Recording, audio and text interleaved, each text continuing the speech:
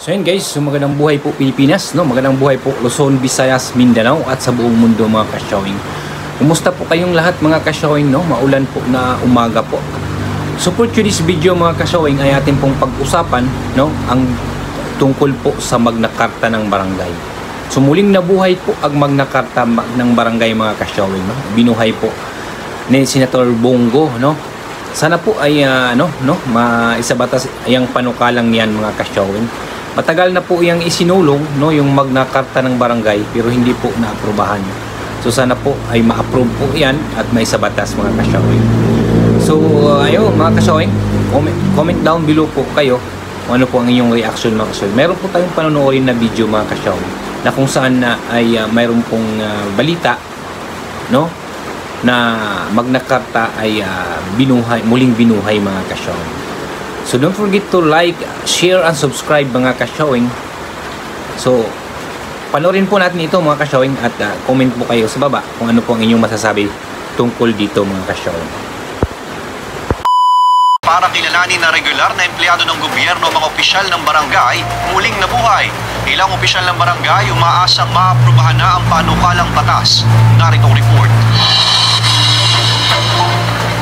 Lunes hanggang Linggo raw nakabukas ang Barangay Hall ng Barangay Kalansayan sa San Jose, Batangas. Ayon sa punong barangay Nori Rondero, hindi raw kasi maiwasang kahit linggo ay may ilan silang constituents na nangangailangan ng tulong. Pero kung kabayaran sa kanilang trabaho ang pag-uusapan, kulang na kulang raw ito dahil honorarium lamang ang kanilang natatanggap. Umaabot raw sa 7,000 pesos kada buwan ang natatanggap ng punong barangay. Nakabase ito sa Internal Revenue Allotment o kung magkano lamang ang kita ng barangay ang kanilang nakukuhang honorarium. Para sa akin, kami kulang sa benepisyo.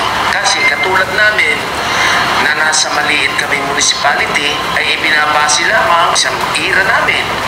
Ay kasi lang pa naman ang ira ng barangay sa mga municipality, hindi katulad ng mga nasa city na malalaki ang kanilang ira, kaya malalaki ang kanilang honorarium.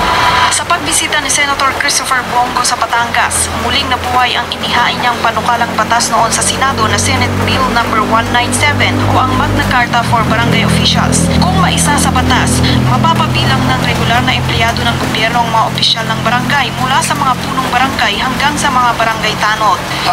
So yan mga ka-showing, no? Matagal na po yung pinag-usapan ang Magna Carta ng barangay mga ka-showing at matagal na yan hindi po naipasa, hindi po naisabatas. So sana po ay maisabatas yan mga ka-showing at magsabay-sabay yan sana po ay magsabay-sabay po yan, no, sa sa fixed term ng barangay para po maging masaya, no, ang barangay mga ka-showing.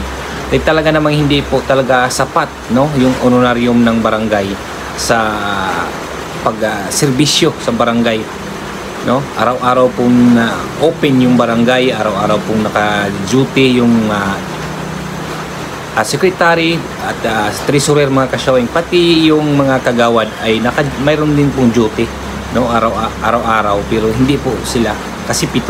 So sa isang araw ay isa pong naka-duting barangay kagawad. So kung maisabatas po itong panukalang ito mga ka-showing ay malaking pakinabang po ito, no, sa ating mga kabarangay nating mga barangay officials, no. Sana po ay maisulong po itong kanilang panukalang pong Magna Carta po sa barangay.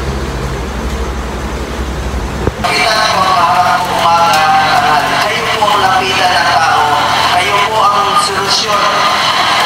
Patay, away sa barangay, may sakit. Kayo po ang lapitan. Malaking tulong raw sa mga opisyal ng barangay kung maisa sa batas ang panukala dahil bukod sa magiging regular din ang kanilang sahod, mapapataas pa umano nito ang kanilang moral. Umaasa naman ang ilang opisyal ng barangay na maaaprubahan ito sa lalong madaling panahon.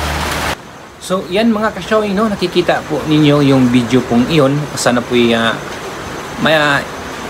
isulong at may sabatas talaga yung panukalang yan mga ka-showing. Kayo na po ang maghusga, kayo na po ang i-decision nyo kung ano po ang iyong comment mga ka-showing, no.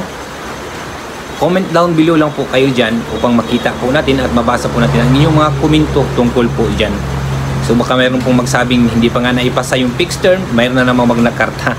So sana nga ay maipasa na yung dalawa, no, para bibo tayong lahat mga ka-showing.